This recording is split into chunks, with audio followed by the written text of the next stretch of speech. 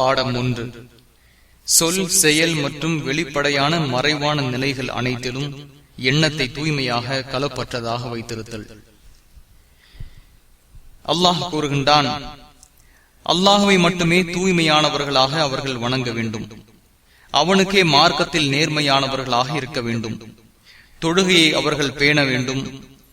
பொருள் வரியை, அதாவது ஜக்காத்தை அவர்கள் கொடுக்க வேண்டும் என்பதை தவிர அவர்கள் கட்டளையிடப்படவில்லை. இதுதான் நேரான மார்க்கமாகும். 98வது அத்தியாயம் 5வது வசனம்.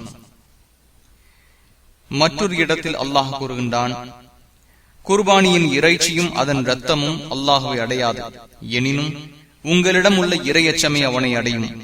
22வது அத்தியாயம் 37வது வசனம்.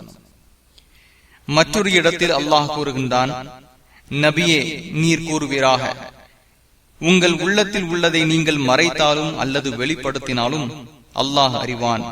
3வது அத்தியாயம் 29வது வசனம்.